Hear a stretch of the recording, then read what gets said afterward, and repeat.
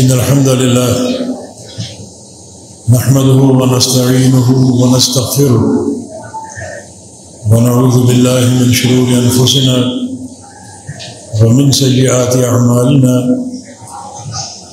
من يهده الله فلا مضل له ومن يضلله فلا هادي له وأشهد أن لا إله إلا الله وحده لا شريك له وأشهد أن محمدا عبده ورسوله يا أيها الذين آمنوا اتقوا الله حق تقاته ولا تموتن إلا وأنتم مسلمون يا أيها الناس اتقوا ربكم الذي خلقكم من نفس واحدة وخلق منها زوجها وبث منهما رجالا كثيرا ونساء واتقوا الله الذي تساءلون به والأرحام إن الله كان عليكم رقيبا يا أيها الذين آمنوا اتقوا الله وقولوا قولا سديدا يصلح لكم أعمالكم ويغفر لكم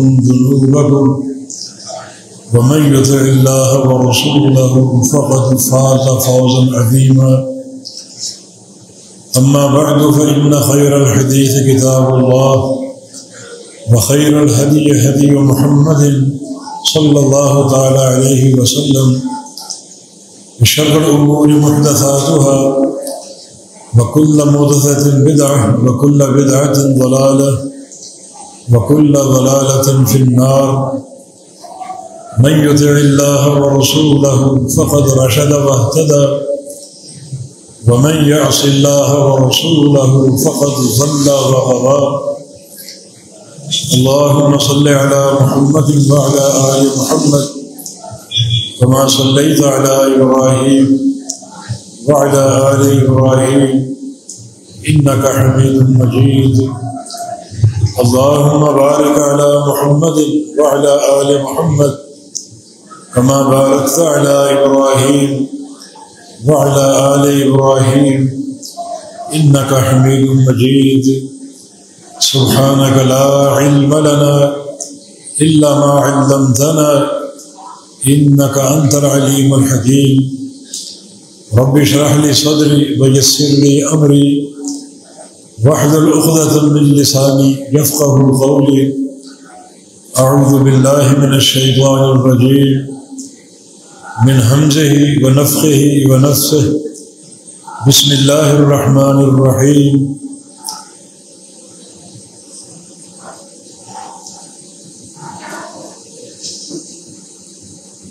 يا أيها الذين آمنوا اتقوا الله ولتنظر نفس ما قدمت لغد واتقوا الله إن الله خبير بما تعملون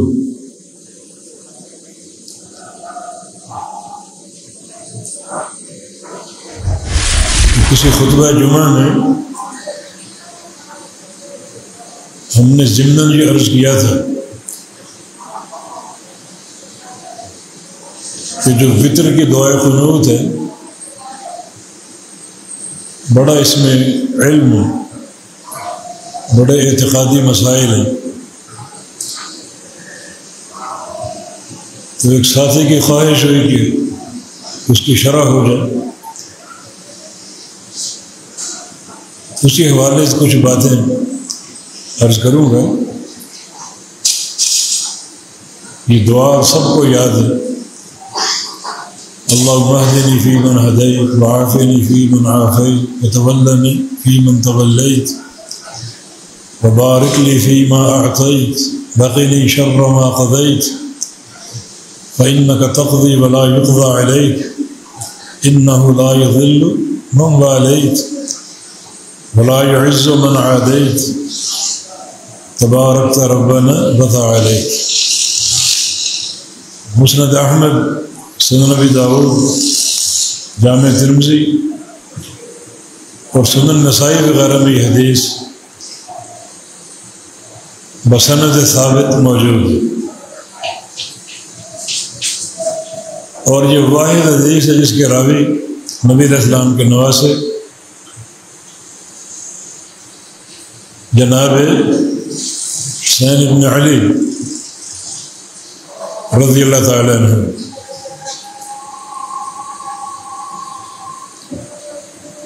تو یہ دعا بڑی جامع ہے۔ ہم نے یہ بات اس لیے کی تھی کہ رمضان میں مساجد میں لمبی دعائیں کی جاتی ہیں، اور یہ طوالت بعض اوقات بڑی مخل ثابت ہوتی ہے۔ جو لوگ لمبی دعائیں کرتے ہیں انہیں دعائے قنوت کی جامعیت کا علم نہیں۔ اس میں ہر چیز آپ نے مانگ لی، دنیا کی، آخرت کی، اپنے بدن کی، روح کی، دل کی، ہر چیز مانگ لی، اور کوئی چیز باقی بچتی نہیں۔ اللہم اہدنی فی من ہدیت، اے اللہ، یہ اللہم پر غور کرو پہلے، اے اللہ۔ یہ اللہم کہنا ہر ایک کو زیب نہیں دیتی، یہ صرف اس کی زبان پہ سجدہ ہے جو اللہ کو اللہ مانتے، وہی معبود ہے،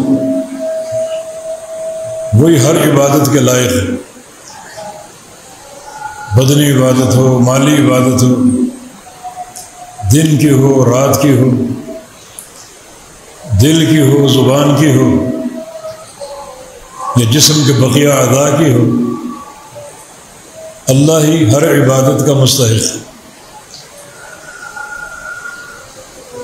اور جن لوگوں کے شرکاء ہیں، سجدہ کسی کے آگے، طواف کسی کا، ان کو اللہم کہنا زیب ہی نہیں دیتی، ان کے لیے جائز ہی نہیں۔ یہ موحدین کا کلمہ، اللہم یا ربنا۔ ربنا کون کہے گا؟ کہ اسی کو رب مانے، وہی داتا، وہی مشکل کشا، وہی حاجت روا، وہی دستگیری کرنے والا، وہی گنج بخش، وہی غوث ہے۔ اور جن لوگوں نے داتے اور غوث اور دستگیر بنا رکھے ہیں، ان کو ربانہ کہنا سجدہ ہی نہیں، جچتا ہی نہیں، نہ ان کا قابل قبول۔ اللہم، اے اللہ، اللہم کہنے سے پہلے یہ سوچ لو اس کو معبود مانتے ہو، ہر عبادت کے لائق مانتے ہو، پھر اللہم کہو۔ اللہم اہدنی، اے اللہ مجھے ہدایت دے۔ اللہ تعالیٰ سے کیا طلب کر رہے ہیں؟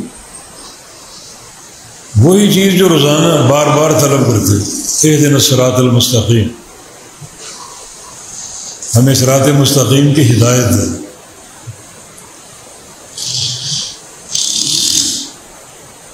علم کی اور عمل کی دو قوتیں ہیں، ہر بندے کی ضرورت ہے اخروی کامیابی کے لیے۔ ایک قوت علمیہ اور دوسری قوت عملیہ، علمی قوت اور عملی قوت۔ علمی قوت جو ہے ہر عبادت کا علم ہے، نماز کا علم، حج کا علم، عمرے کا علم۔ اور عملی قوت جو ہے اس علم صحیح کے مطابق عمل کرنا، نماز کیسے پڑھنی، جو صحیح علم آپ کے پاس، صلو کما رأیتمونی اصلی، باپ دادے کی نماز نہیں، نہ قوم برادری کی نماز ہے۔ تو نماز تو ہوگی مگر وہ علمی قوت کے مطابق نہیں ہے، وہ قابل قبول نہیں۔ اللہ رب العزت نے ایک مکمل آئیڈیل نمونہ اور مثال ایک ہی شخصیت کو بنایا ہے. لقد کان لکم فی رسول اللہ اسوۃ حسنہ، وہ نبی علیہ السلام کی ذات. تو اللہم اہدنی، یا اللہ مجھے ہدایت دے دے ان دونوں قوتوں کی، علمی قوت کی اور عملی قوت کی. علم صحیح عطا فرما دے اور عمل بھی اس علم صحیح کے مطابق ہو.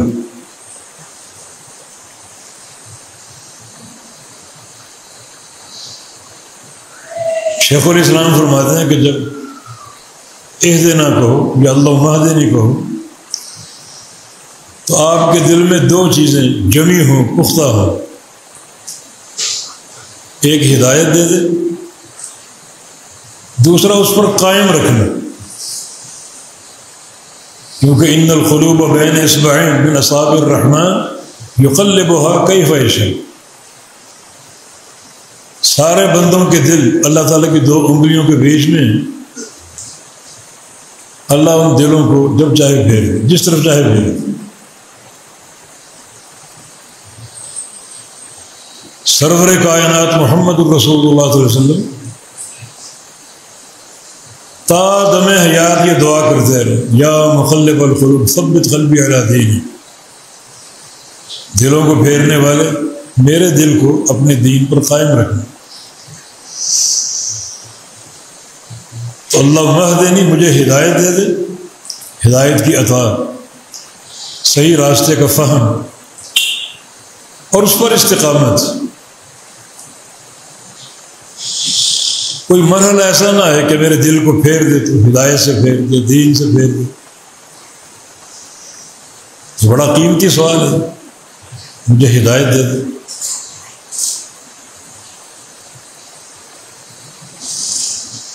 جب جنتی جنت میں داخل ہوں گے تو کیا کہیں گے؟ الحمدللہ الذی ہدانا لہذا. اس اللہ کا شکر جس نے ہمیں ہدایت دی جنت کے راستے کی. ہدایت نہ دیتا تم جنت میں داخل ہو ہی نہ پاتے. بہت ہی قیمتی دعا ہے، اے اللہ مجھے ہدایت دے. آگے فی من ہدیت، ان بندوں میں شامل کر کے جن کو تو نے ہدایت دی ہے.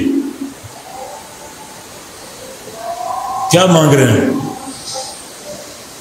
صرف جنت نہیں مانگ رہے بلکہ جنت میں ہدایت یافتہ بندوں کی رفاقت مانگ رہے ہیں، ان کا ساتھ مانگ رہے ہیں،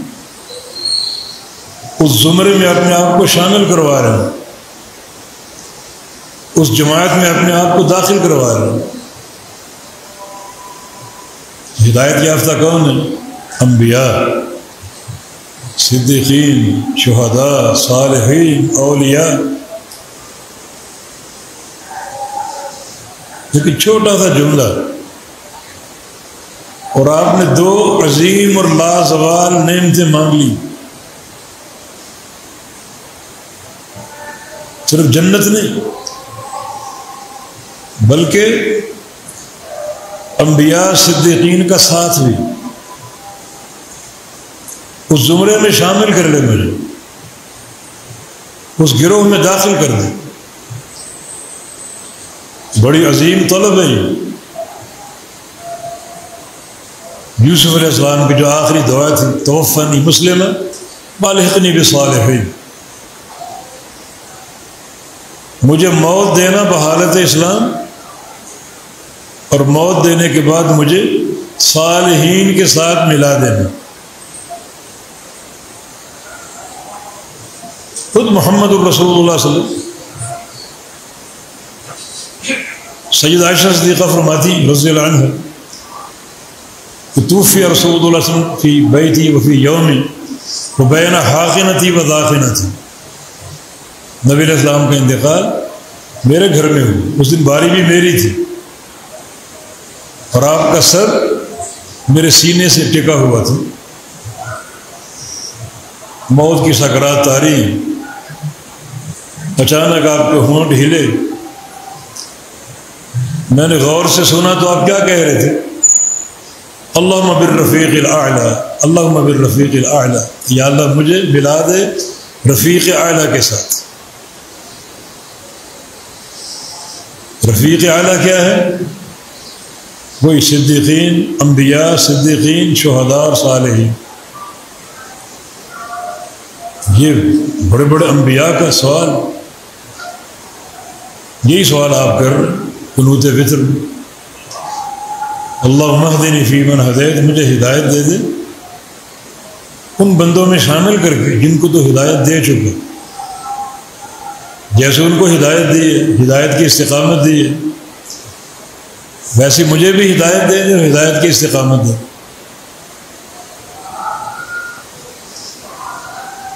دونوں بڑی عظیم یہ طلبات ہیں۔ پھر وعافنی فی من عافیت، مجھے عافیت دے دے، مجھے عافیت دے دے۔ نبی علیہ السلام کی حدیث ہے صلی اللہ العفو والعافیہ، اللہ تعالیٰ سے یہ دو سوال کیا کرو، ایک عفو اور ایک عافیت۔ عفو کا معنی گناہوں کی بخشش، عافیت کا معنی تحفظ، بچاؤ، سلامتی، دنیا میں، قبر میں، آخرت میں۔ العافیت فی الدنیا والآخرہ، مجھے دنیا میں عافیت دے دے، آخرت میں عافیت دے دے، کوئی تکلیف نہ ہو، کسی قسم کا شر نہ ہو، کوئی نقصان نہ ہو، بچ بچا کر دنیا کی زندگی گزار جاؤں، آخرت میں کوئی الجھن، کوئی تکلیف نہ ہو، کسی قسم کا خوف و ہراس نہ ہو۔ نبی علیہ السلام کی حدیث ہے ما اعطی احد بعد الیقین افضل من العافیہ، یقین کے بعد جو سب سے بڑی دولت ہے وہ عافیت ہے۔ یقین کیا ہے؟ اللہ کی توحید پر یقین، یہ ہر ایک کو حاصل نہیں۔ نبی علیہ السلام کی رسالت پر یقین، ایسا یقین کہ اللہ تعالیٰ کے بارے میں جو کچھ کتاب و سنت میں سب حق ہے، یقین یقین، کوئی شک و شبہ نہ ہو۔ نبی علیہ السلام کی رسالت پر یقین، ہر حدیث حق ہے، ہر فرمان حق ہے، ہر سنت حق ہے۔ بہت کم لوگ اس کو مانتے ہیں، اکثر لوگ نہیں مانتے، حالانکہ عمل کرنا کوئی مشکل نہیں، رفع الیدین کو پہاڑ کھودنا تو نہیں، بس ہاتھوں کو یہ اشارہ کرنا، رکوع جاتے ہوئے، رکوع سے اٹھتے ہوئے، اور لوگ ایک جھٹکے میں کہتے ہیں منسوخ ہو چکے۔ کون منسوخ کرنے والا؟ رفع الیدین حدیث کے راوی ابوبکر صدیق بھی، جو پہلے مسلمان ہیں، اور مالک بن حویرث بھی، جو آخری مسلمان۔ منسوخ کب ہوئی؟ مالک بن حویرث اہل یمن کے ساتھ 9 ہجری میں آئے تھے اسلام قبول کے، 9 ہجری میں۔ اس وقت نبی علیہ السلام تبوک کی تیاری کر رہے تھے، آپ نے ان کو واپس یمن بھیج دیا کہ اپنے اہل و عیال میں جاؤ، چلے گئے۔ اگلے سال پھر آئے، سردی کا موسم تھا، صحابہ نے کمبل اوڑے ہوئے تھے، اور مالک بن حویرث کا بیان ہے کمبلوں کے اندر صحابہ رفع الیدین کرتے تھے۔ 10 ہجری کا واقعہ، 11 ہجری کے شروع میں ربیع الاول میں آپ کا انتقال ہو گیا۔ کب منسوخ ہوا؟ بتائیں نا کب منسوخ ہوا؟ سنت متواترہ، دائمی سنت، ایک رکعت بھی رفع الیدین بغیر ثابت نہ۔ یہ کون سا مشکل عمل ہے؟ آپ کو پہاڑ کھودنے کا نہیں کہا جا رہا، خالی جماعت میں پاؤں ملا لینا مشکل کام ہے، لیکن نہیں، ہمارے ہاں نہیں، تمہارے ہاں نہیں کا کیا معنی؟ یہ دین تمہارے گھر کی لونڈی ہے کہ ہمارے ہاں نہیں؟ یہ دین محمد الرسول اللہ صلی اللہ علیہ وسلم، صحیح بخاری کی حدیث ہے، آپ نے فرمایا الا تصفون کما تصف الملائکۃ عند ربہم، کہ تم فرشتوں جیسی صف بندی کیوں نہیں کرتے؟ فرشتوں کی طرح صفیں کیوں نہیں باندھتے نماز میں؟ عرض کیا کہ ہم نے تو نہیں دیکھی ان کی صف بندی کیسی ہے۔ میں دو چیزیں، یتمون الصف الاول فالاول ثم یتراصون، اگلی صفوں کو پہلے پورا کرتے ہیں، جب صف میں کھڑے ہوتے ہیں تو سیسا پلائی ہوئی دیوار کی طرح کھڑے ہوتے ہیں، بیچ میں کوئی شگاف نہیں ہوتا، کوئی خلا نہیں ہوتا۔ یتراصون، اسی سے مرصوص، آج کل بہت سنا آپ نے بنیان مرصوص، سیسا پلائی ہوئی دیوار۔ انس بن مالک رضی اللہ عنہ جب دیکھا کہ صف بندی میں کمزوری آ رہی، رو پڑے، پوچھا کہ کیوں رو رہے ہیں؟ کہا کہ نبی علیہ السلام کے دور کی ایک نماز ہی باقی بچی تھی، وہ بھی ضائع ہو گئی۔ کیسے ضائع ہو؟ تمہاری صف بندی ویسی نہیں رہی۔ تو صف بندی کیسی ہونی چاہیے؟ کہ کننا نلزق المناکب بالمناکب بل اقدام بالاقدام فی عہد رسول اللہ صلی اللہ علیہ وسلم، ہم تو نبی علیہ السلام کے دور میں کندھوں سے کندھے اور قدموں سے قدم چپکا کر کھڑے ہوتے تھے۔ نلزق، جوڑنا نہیں، ملانا نہیں، سیٹ پہ کھڑا کرنا نہیں، چپکا کر کھڑے ہوتے تھے۔ اس میں کیا خرچ کر رہے ہیں؟ کرنا پڑ رہا ہے۔ یہ نبی علیہ السلام کی تعلیم قابل قبول نہیں، یہ یقین کے منافی۔ یقین کا معنی آپ کی نبوت، آپ کی رسالت، آپ کی حدیث، آپ کی سنت، ہر قول و قرار پتھر پر لکیر، بس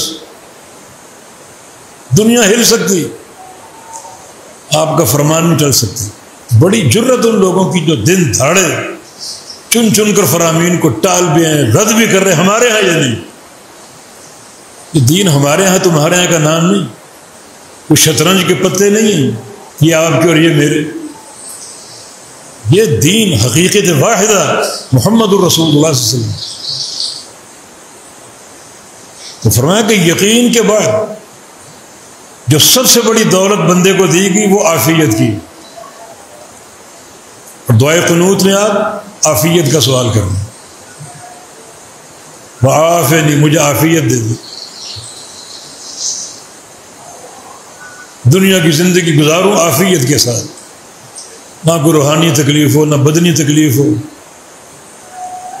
اور اگر تکلیف آئے بھی تو تیرا وہ امتحان ہو جس میں مجھے سرخرو کر دے، عافیت دے دے، مرنے کے بعد قبر میں عافیت دے دے، قیامت کے دن کی عافیت، اور عرصات قیامت مجھے تحفظ دے دے، سلامتی دے دے، قیامت کے جو حسنات اور فوائد مجھے عطا فرما دے۔ سب سے بڑا نبی علیہ السلام کی شفاعت دے دے، حوض کوثر کا پانی دے دے، عرش کا سایہ دے دے، سب عافیت کے معنی۔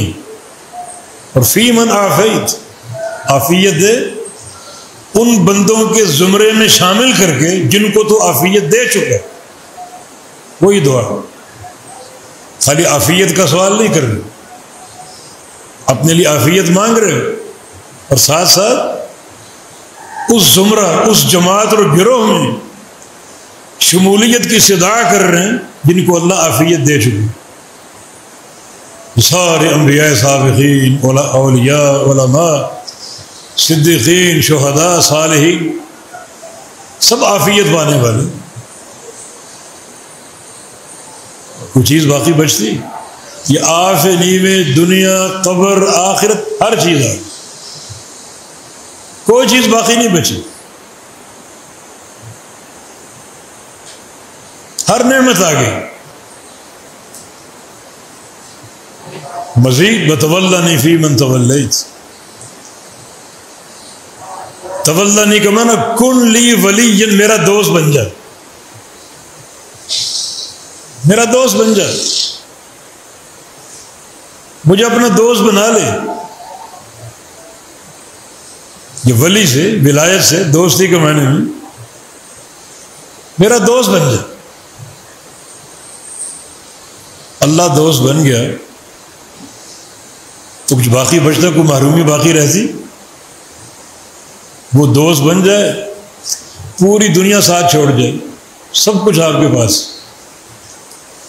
وہ دوست نہیں ہے، پوری دنیا آپ کے پاس ہے، ہفت اقلیم کی بادشاہتیں آپ کو مل جائیں، کچھ نہیں، قلاش ہیں، آپ ترس کھائے جانے کے قابل۔ بتولنی، میرا دوست بن جائے۔ تو اللہ دوست بن جاتا ہے۔ اللہ ولی الذین آمنوا یخرجہم من الظلمات الی النور، اللہ اہل ایمان کا دوست ہے، اور اس دوستی کا پہلا تقاضا یہ ہے کہ اللہ ظلمات سے نکال دیتا ہے، اندھیروں سے نکال دیتا ہے، نور کی طرف منتقل کر دیتا ہے۔ اندھیرے کیا ہے؟ دنیا کے اندھیرے، کفر کے اندھیرے، شرک کے اندھیرے، بدعت کے اندھیرے، معصیتوں کے اندھیرے، سب سے نکال دیتا ہے نور کی طرف۔ ابھی تیسرا جملہ ہے، کوئی چیز باقی بچی، کوئی محرومی باقی رہی، تو میرا دوست بن جا، اور آگے فی من تولیت، ان بندوں میں شامل کر کے جن کا تو دوست بن چکا ہے، وہی انبیاء، صدیقین، شہداء، اپنی دوستی عطا فرما دے اور اپنے دوستوں کے زمرے میں داخل کر دے۔ ابن قیم فرماتے ہیں کہ ایک تو جنت کی طلب، اور جنت میں یہ رفاقتیں، یہ اللہ کی عطا، یہ دعا اللہ نے سکھائی۔ اللہ چاہتا ہے کہ تم دنیا میں تنہا رہے ہو، دنیا میں تمہیں تکلیفیں دی گئی ہوں گی، بعض کا بندہ ایک گھر میں ایک ہی ہوتا ہے، سچی توحید پر آ جائے، سچی استقامت پر آ جائے، گھر والے اس کے خلاف، ماں باپ اس کے خلاف، محلہ اس کے خلاف، برادری اس کے خلاف، تنہا رہتا ہے۔ یہ تنہائی دنیا تک ہے، 40 سال 50 سال گزار جاؤ، میرے پاس آؤ گے، انبیاء، صدیقین، صالحین اور شہداء کی رفاقتیں عطا فرما دیں۔ اس تنہائی کا بدلہ ہے۔ لوگوں نے سوشل بائیکاٹ آپ کا کیا ہوگا، گھروں پر حملے کیے ہوں گے، مساجد تک جلا دی گئی ہوں گی، تنہائی ہی تنہائی، تنہائی دنیا تک ہے۔ مرنے کے بعد تنہا نہیں چھوڑوں گا، یہ رفاقت اپنے دوستوں کے زمرے میں شامل کروں گا۔ وتولنی فی من تولیت، یا اللہ مجھے اپنا دوست بنا لے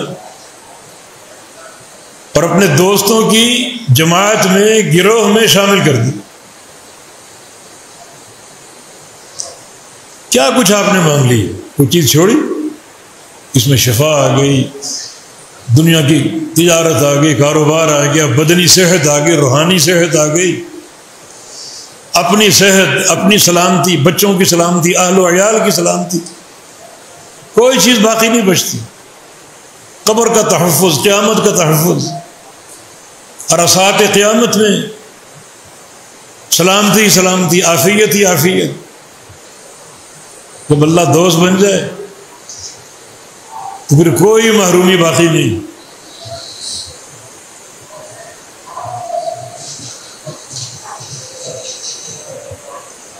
ایک مصرع یاد آ رہا، تیرے در کا فقیر ہو گیا ہوں، کتنا امیر ہو گیا ہوں، ہے فقر مگر تیرے در کا یا اللہ، یہ تو امیر ہی امیر، مالدار ہوں میں، غنی ہوں۔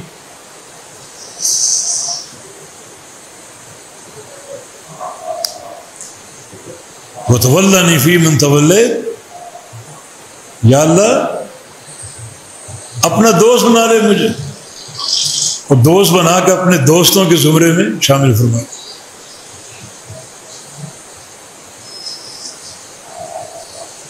وبارک لی فیما اعطیت، جو تو نے مجھے دیا اس ہر چیز کو برکتوں سے بھر دے۔ صحت دی، عافیت دی، مال دیا، دین دیا، علم دیا، عمل دیا، تقوی دیا، توحید دی. کتنی نعمتیں گنو گے؟ وَإِن تَعُدُّوا نِعْمَةَ اللَّهِ تُحْصُوهَا، شمار نہیں کر سکتے. ان پر برکتیں اللہ سے طلب کر. برکت کا معنی ایک چیز کی بڑھوتری، بڑھنا، ایک چیز کا اضافہ.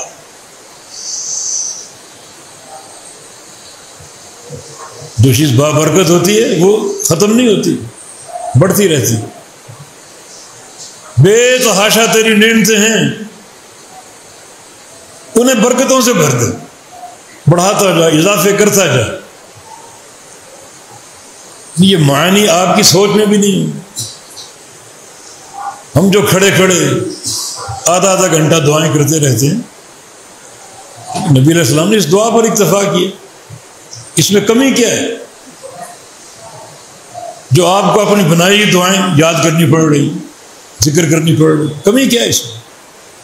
جو کچھ تو نے دیا، علم دیا، عمل دیا، عقیدہ دیا، اپنی معرفت دی، دنیا دی، جسم کے اعضاء ہیں، آنکھیں ہیں، کان ہے، زبان ہے، ہاتھ، سب میں برکتیں عطا فرما. اولاد دی، گھر بار دیا، سب میں برکتیں عطا فرما. اور برکت سے حقیقی نفع ہوتا ہے. اولاد اگر مل جائے لیکن نافرمان ہو، برکت نہیں. مال تو رہا ہے مگر حرام کا ہے، برکت نہیں. اعضاء موجود تو ہیں، ان کا تصرف دین کے مطابق نہیں. آنکھوں سے وہ کچھ دیکھا جا رہا ہے جو اللہ کو ناراض کر رہا ہے، کانوں سے وہ کچھ سنا جا رہا ہے جو اللہ کو ناراض کر رہا ہے، زبان سے وہ کچھ بولا جا رہا ہے جو اللہ کو ناراض. نعمتیں ہیں، برکت نہیں. ایسی برکت دے دے یہ ساری نعمتیں تیری اطاعت کے تابع ہو جائیں. یہ برکت جو کچھ تو نے دیے. بارک لی فی ما اعطیت، تھوڑی گرامر بڑی ہوتی تو مال عموم ہے. جو کچھ تو نے دیا، سب کچھ تو نے ہی دیا. اس بات کا اقرار ہے، بس طلب یہ کہ برکتیں عطا فرما.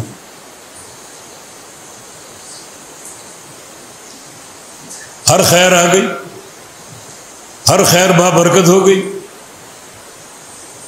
آپ چاہیں گے کوئی شر بھی تو ہو سکتا ہے، اس سے بچاؤ. ہاں پہلے طلب کر چکے عافیت، عافیت میں ہر شر سے بچاؤ ہو.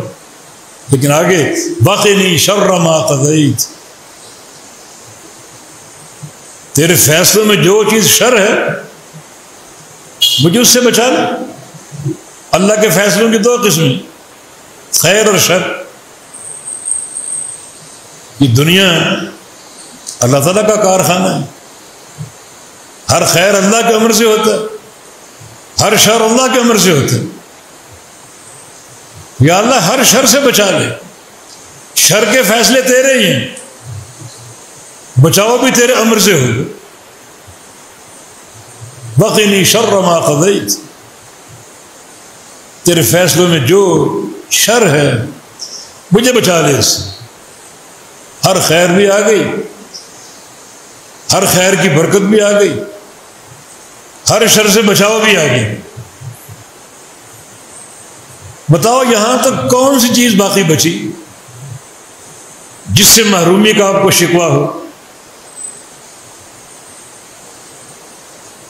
آگے کچھ اعتقادی امور، فَإِنَّكَ تَقْضِي وَلَا يُقْضَىٰ عَلَيْكَ، فیصلہ تیرے پاس ہے، تو فیصلہ کرتا ہے، تو فیصلہ کرے گا، کرتا رہے گا. میرا عقیدہ ہے. فَإِنَّكَ تَقْضِي میں آپ نے اللہ تعالیٰ کے جو فیصلوں کی 3 قسمیں ان پر ایمان کا اظہار کر دی. اللہ کی قضا، قضا کا معنی فیصلہ، اس کی قضا کی 3 قسمیں. ایک ہے قضاء قدری، تقدیر کے فیصلے صرف اللہ کی، کوئی اس میں شریک نہیں. اللہ نے لکھے ہوئے لوح محفوظ میں، وہ اللہ کی قضا ہے، تیرے فیصلے، میرا یہ ایمان ہے۔ ہر قضائے قدری تیرا ہے۔ دوسری قسم قضائے شرعی، شریعت کے فیصلے، نماز پڑھو، روزے رکھو، حج کرو، عمرہ کرو، جہاد کرو، یہ قضا بھی تیری ہے۔ اس میں بھی کسی انسان کا دخل نہیں، نہ کسی امام کا، نہ کسی پیر کا، نہ کسی کے باپ کا، نہ کسی کے دادا کا۔ اور کسی کی قضا لاؤ گے یہ شرک ہو، اس کی صفت حکم میں شراکت ہوگی۔ تم کیسی کیسی چیزیں ہضم کر جاتے ہو، حالانکہ اعتقادی مسئلہ، میرا ایمان، قضا تیرے پاس ہے، قضائے قدری بھی تیری ہے اور قضائے شرعی بھی تیری، تقدیر کے فیصلے بھی تیرے، شریعت کے فیصلے بھی تیرے۔ کوئی مائی کا لال ایک نقطے کے برابر شریعت میں ذرا شریک نہیں۔ اگر کوئی شراکت کے قابل ہوتا تو سب سے پاکیزہ خواہش محمد الرسول اللہ صلی اللہ علیہ وسلم کی، فرمایا کہ دو اعلان کر دو، ایک اپنا منصب بتاؤ، ما ينطق عن الهوى ان هو الا وحی، کہ محمد کریم صلی اللہ علیہ وسلم اپنی خواہش سے کبھی بات نہیں کرے، اپنی خواہش سے۔ تو پھر کس کی خواہش چلے گی؟ کوئی ایسی ماں کا لال ہے جو ماں نے جنا ہو، جس کی خواہش اللہ کے پیغمبر کی خواہش سے قیمتی ہے کوئی؟ ان کی بھی نہیں چلے گی۔ یہ دین خالص، اللہ للہ الدین الخالص، اللہ کا دین خالص، اس میں ملاوٹ نہیں چلے گی۔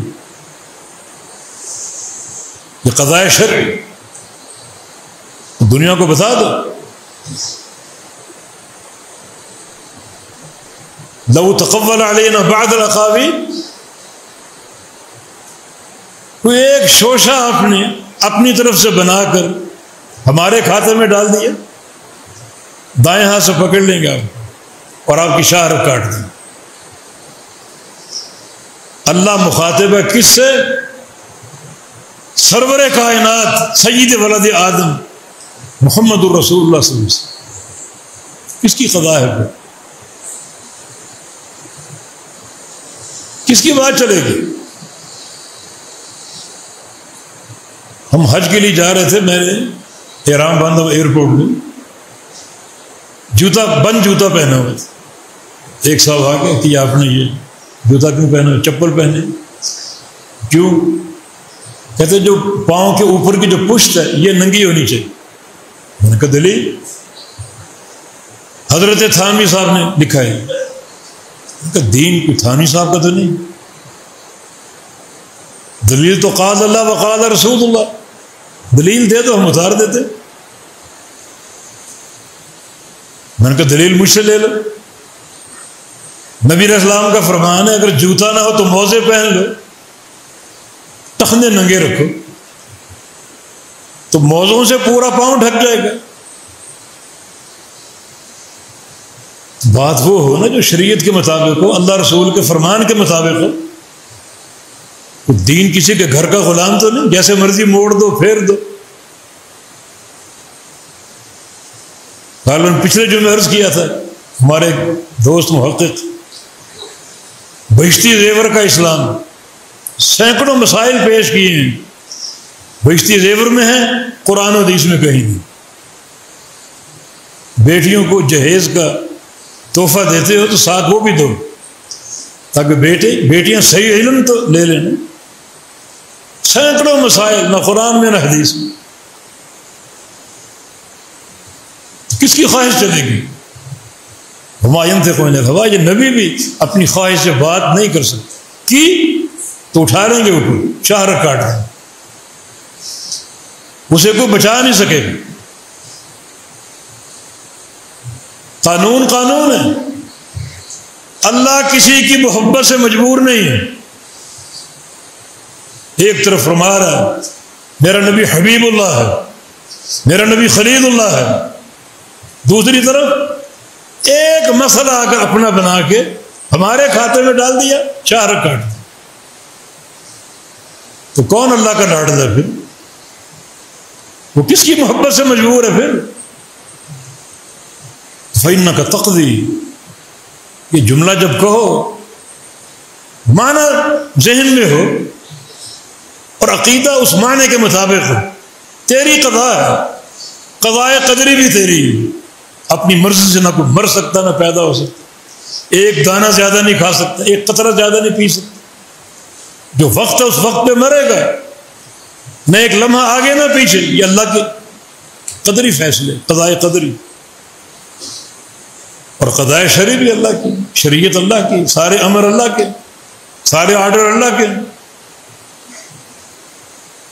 تیسری قضا کی جو قسم وہ قضائے جزائی ہے، قیامت کا دن ہوگا، پوری دنیا اکٹھی ہوگی، سارے اولین و آخرین، اور سب میں فیصلے کون کرے گا؟ صرف ایک اللہ۔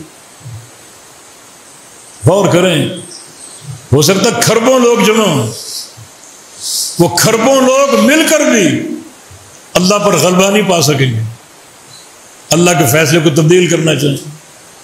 سوال ہی واللہ یقضی بالحق، اللہ فیصلہ فرمائے گا حق کے ساتھ، یہ کوئی نہیں کر سکتا۔ قضائے جزائی بھی اللہ کی، کوئی دنیا کی طاقت قیامت کا ایک فیصلہ نہیں کر سکے گی، سارے فیصلے اللہ کریں گے۔ فَإِنَّكَ تَقْضِي میں آپ نے اعتقادی اعتبار سے تین چیزوں کو مان دی، قضائے قدری بھی اللہ کی، قضائے شرعی بھی اللہ کی، اور قضائے جزائی بھی اللہ کی۔ وَلَا يُقْضَى عَلَيْكَ، تجھ پر تیرے خلاف فیصلہ نہیں کیا جا سکے گا، نہ کوئی کر سکتا۔ اس کا دوسرا معنی ہے تیرے فیصلے کو کوئی رد نہیں کر سکتا، تیرے فیصلے کا کوئی تعاقب نہیں کر سکتا، بس تسلیم ہی تسلیم ہے، تسلیم ہی تسلیم۔ ہاں وہ انسان بڑے جرت والے ہیں، ان کے حوصلے کو داد دو صبح و شام، جو اللہ تعالیٰ کے قضائے شرعی کو ٹھکرا دیتے۔ ٹھیک ہے، یہ بات قرآن میں ہے، حدیث میں ہے، ہمارے مذہب میں نہیں، قضائے شرعی کو ٹھکرا دیتے ہیں۔ وہ انسان بڑے جرت مند، بڑی ان کی جسارت ہے، سلام کرو ان کو۔ اللہ کی قضا، اللہ کا فیصلہ، صحیح بخاری کی حدیث ہے، اللہ جب آسمان کے پہ کسی فیصلے کا ارادہ فرماتا ہے، سارے فرشتے بے ہوش ہو کر گر جاتے۔ یہ فرشتوں کی ہیبت ہے اور یہ انسان کی جرت ہے۔ پر اللہ فیصلہ صادر کرتا ہے، آہستہ آہستہ ہوش میں آتے ہیں، فیصلہ فرشتے سنتے ہیں، قول الحق، حق، حق کی آوازیں، سچ ہے، سچ ہے، ہم مانتے ہیں۔ اتنا خوف، وہ فیصلہ جبریل امین کو دیا گیا، جاؤ میرے نبی پر لے جاؤ، نور ہی نور ہے، فرشتوں کی قطاریں لگی ہوئی ہیں، فرشتوں کے جلووں میں جبریل آ رہے ہیں، کوئی شیطان راستے میں وار نہ کر سکے، کوئی جن بہکا نہ سکے، چاروں طرف ملائکہ کا حصار ہے، اور جبریل وہ فیصلہ لے کر نبی علیہ السلام کے پاس آئے۔ نبی علیہ السلام اس فیصلے کو وصول کرتے، وصول کیسے کرتے؟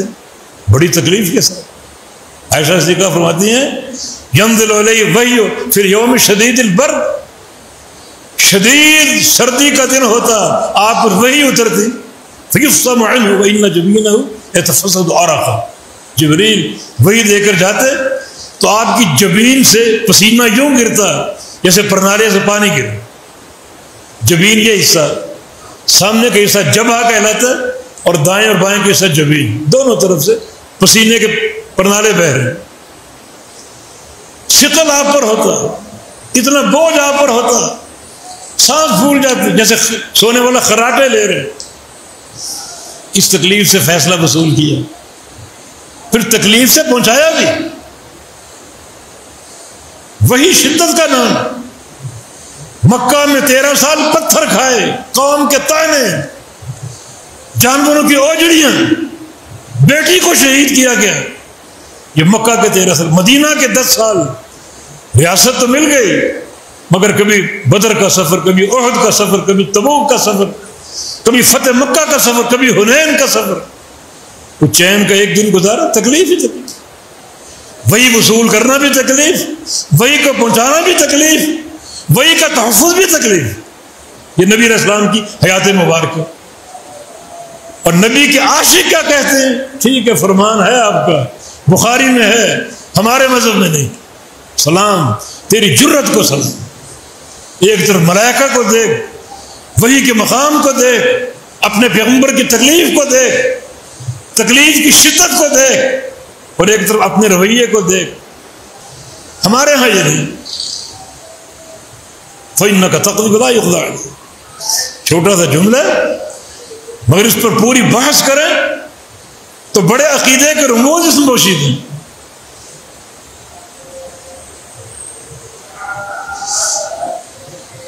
یہ دعائے قنوت جناب حسن کی حدیث سے صحیح سند کے ساتھ ثابت. اکثر کوئی یاد نہیں، کوئی یاد کرو، یاد نہیں کرو کہ بڑی محرومی.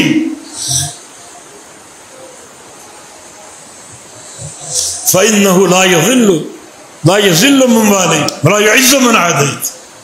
یا اللہ جس سے تیری دوستی ہو وہ ذلیل نہیں ہو سکتا. پیچھے دوستی طلب کر چکے، وَتَوَلَّنِي فِي مَن تَوَلَّيْتَ. وہ ذلیل نہیں، وہ مقہور نہیں ہے، مغلوب نہیں، وہ کامیاب ہی کامیاب. وَلَا يُعِزُّ مَنْ عَادَيْتَ. اور جس سے تیری دشمنی ہو وہ کبھی عزت نہیں پا سکتا. عزت تیری دوستی میں ہے اور ذلت تیری دشمنی.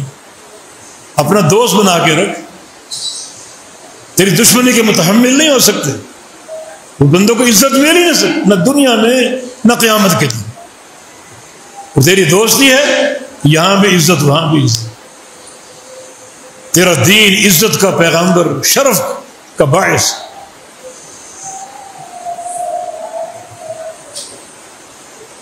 تبارکت ربنا وتعالیت. آخری جملہ اور اس میں عقیدے کے خزانے موجود. تو بابرکت، تیری شان، تیری شان. بابرکت ہونے کا معنی بڑا عظیم البرکت، عظیم النفع ہے تو، عظیم الخیر ہے تو.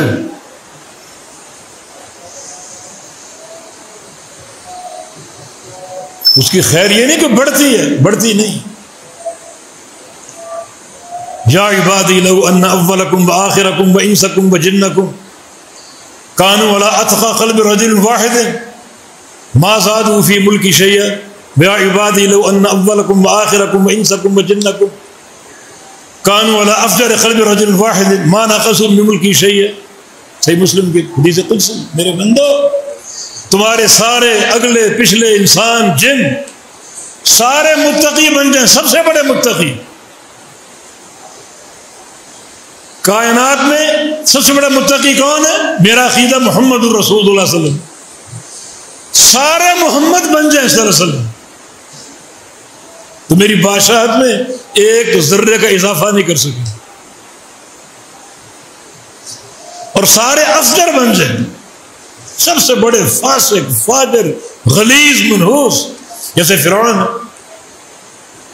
سارے انسان اور جن فرعون بن جائیں، میری بادشاہ سے ایک ذرہ کمی نہیں کر سکتے. یہ اس کی شان.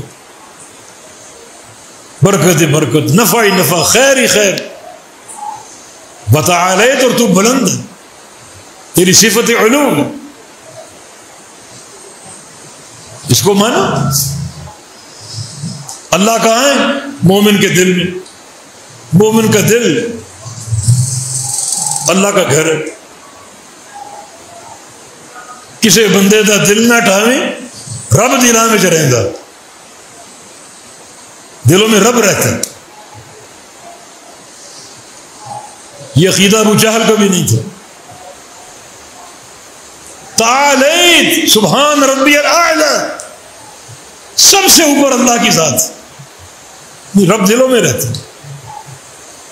رب مخلوق کے اندر، مخلوق میں حلول کر چکا. وحدت الوجود، خالق اور مخلوق کا ایک ہی وجود.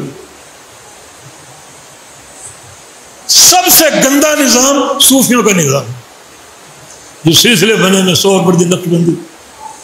وحدت الوجود کے داعی، اس سے بڑی اللہ کی توہین نہیں. تعالی تو بلند ہے۔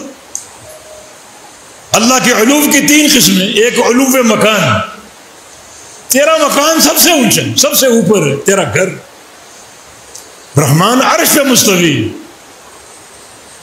سب سے اوپر، زمین سے آسمان تک 500 سال کا فاصلہ، آسمان کا حجم اتنا ہی 500 سال کے برابر، پہلے آسمان سے دوسرے آسمان تک 500 سال کا فاصلہ، پھر دوسرے آسمان کا حجم بھی 500 سال کے برابر، اس طرح تیسرا، چوتھا، پانچواں، چھٹا سال،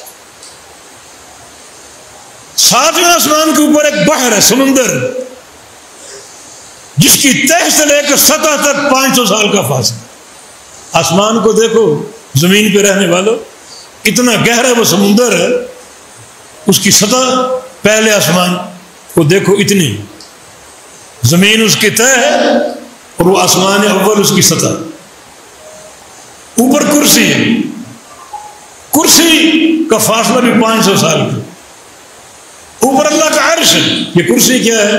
رحمان کے 2 قدم رکھنے کی جگہ، اوپر اللہ کا عرش ہے، وہ بھی 500 سال کی مسافت کے وقت ہے، اس عرش پہ اللہ مستوی، آخری مخلوق اوپر اللہ کا عرش ہے، تعالی تو بلند، تیرا مکان بہت اونچا، اس کا تصور نہیں کر سکتا۔ اور علو کی دوسری قسم علو غلبہ، علو احاطہ، اوپر مستوی ہے مگر پوری کائنات کو گھیرے ہوئے، ایک ذرہ تک اس سے اوجھل نہیں، ہر چیز کو گھیرے ہوئے، احاطہ بکل شیء علم، ہر چیز کو احاطہ کر رکھے باعتبار علم کے، کوئی شے اس کے علم سے باہر نہیں، علو غلبہ، علو احاطہ، اور تیسرا علو قہر، 3 صورتیں ہو گئی، علو مکان جو اللہ کا عرش ہے سب سے اوپر، علو مکانہ اللہ کی شان سب سے اوپر، علو غلبہ، علو قہر، اللہ کا قہر، اللہ کا غلبہ، کوئی شے اس کے علم سے اوجھل نہیں ہے، کوئی شے اس کے احاطے سے باہر نہیں، تعالیت، یہ تعالیت کہہ کر یہ 3 عقیدے آپ نے پیش کر دی، اگر فہم ہو، ایک بار یہ دعا پڑھیں گے، اللہ کتنا راضی ہو، کیا میرے بندے کا عقیدہ، قضاء کس کی؟ اللہ کی، قضاء قدری کس کی؟ اللہ کی، قضاء شرعی کس کی؟ اللہ کی، قضاء جزائی کس کی؟ اللہ کی، علو کس کا؟ اللہ کا، علو مکان کس کا؟ اللہ کا، علو مکانہ کس کا؟ اللہ کا، علو قہر کس کا؟ اللہ کا۔ اس دعا کے معنی کوئی چیز باقی بچے؟ جب آپ کو اپنی طرف سے دعائیں بنا بنا کر پڑھنی، نبی اسلام کی تعلیم نے کیا کمی؟ حدیث میں آتا قیامت کے قریب 2 چیزیں ہوں گی، دونوں میں خلوف کی حد تک لوگ بہہ جائیں، ایک استنجا میں خلوف، استنجا میں خلوف، دوسرا دعاؤں میں خلوف۔ استنجا پانی سے کرو، پانی ڈھیلا استعمال کر لو، بعض باتھ روم دیکھیں ڈھیلوں سے بھرے ہو، پانی سے بھرے ہو، گند ہی گند۔ استنجے کا خلوف اور دعا کا خلوف، یہ خلوف میں آ سکتا ہے، یہ خلوف میں آ سکتا ہے۔ جو اللہ کے نبی کی دعا، اس میں کیا کمی ہے؟ اس طرح اضافے کرنے پڑے، لمبی لمبی دعائیں مانگنی پڑے، اس کو ناجائز نہیں کہتے، لیکن اگر معنویت پر غور ہو، بڑی عظیم النفع یہ دعا ہے، بڑی اس میں برکتیں، بڑا اس میں علم، اس میں عقیدہ، اس میں تقوی، اس میں اخلاص، اخلاق، بدنی صحت، روحانی صحت، اپنی عافیت، اہل و عیال کی عافیت، کوئی چیز باقی نہیں بچتی، کاروبار کی حفاظت، دنیا کی سلامتی، دین کی سلامتی، عقیدے کی سلامتی، توحید کی سلامتی، کوئی چیز باقی نہیں بچتی۔ تو اگر یہ دعا یاد ہو اور دعا کے ساتھ ساتھ اس کے معنی اور اس کے اعتقادی جوہر اگر ذہن میں موجود اور حاضر ہو بڑی یہ بابرکت دعا. اذکر اللہ ذکرا کثیرا، اللہ کا ذکر کثیر کرو. ذکر کثیر کا ایک معنی یہ بھی ہے ایسے کلمات، ایسی دعائیں، ایسے جملے جن کے معنی کثیر ہوں. ایک ہی جملے میں سب کچھ آپ نے مان لیا. نبی بن کعب نے جب اللہ کے نے پوچھا سل تو مانگو، کیا مانگو؟ کیا مانگا؟ چھوٹا سا جملہ، اصل کا مرافقت کا پھر جنت چاہیے اور جنت میں آپ کی رفاقت چاہیے، وہی طلب ہے. اللہم اہدنی فیمن ہدیت، وہی طلب، ایک ہی بات. ہدایت دے دے، عافیت دے دے، اپنا دوست بنا لے، اور یہ سارے کام کر کے اپنے پیاروں کے، نبیوں کے، صدیقین، شہداء اور صالحین کے زمرے میں مجھے داخل کر. وہ چیز واقعی بچی. معاذ بن جبل نے ایک سفر میں اللہ کے نبی سے عرض کیا دلنی علی عمل اذا عملت دخلت الجنہ، بھی رہنمائی کیجیے ایسے عمل کی طرف جو مجھے جنت میں لے جائے. سفر تھا، لوگ سواریوں پر سوار مدینے کی طرف رواں دوائیں. بلال معاذ کی یہ طلب آپ نے سن، کہا لوگوں دیکھو معاذ کیا مان، ایک ہی جملے میں اللہ کی سب سے قیمتی نعمت کا سوال کر رہا. اور آپ نے معاذ کو تعلیم دی بھائی راستہ مشکل ہے مگر آسان، اللہ آسان کر دو، آسان بھی بہت. یہ رموز عقیدے کے، عمل کے، تقوی اور اخلاص کے، ان کا فہم، ان کو اپنانا اور قبول کرنا اللہ کی رضا کا موجب بھی ہے. ہر شے یہاں موجود ہے، دنیا، آخرت، قبر، جنت، ہر چیز موجود، ہر چیز کی عافیت، تحفظ، سلامتی موجود. عقیدہ ہے، عمل ہے، پورا دین ہے، ہر چیز کی برکت موجود، ہر نعمت کی برکت موجود ہے. اللہ تعالیٰ ہمیں توفیق دے کہ ہم اس دعا کے مطابق اپنا عقیدہ بنائیں، عمل استوار کریں. واحد حدیث جو نبی علیہ السلام کے نواسے سے مروی مسند احمد، کس کس کو یاد ہے؟ یاد کرو اس کو. جب تک یاد نہ ہو لکھ کر دیکھ کے یاد پڑھو، مگر معنی کے استحضار کے ساتھ. اس میں لذت بھی آئے گی، طلب کا مزہ بھی آئے گا. اور جو زبان پر الفاظ ہیں عقیدہ میں الفاظ کی گواہی دے رہا ہو، جو زبان پر وہ دل میں یکسانیت شہادت ہے، اللہ قبول بھی کرے گا، راضی بھی ہو.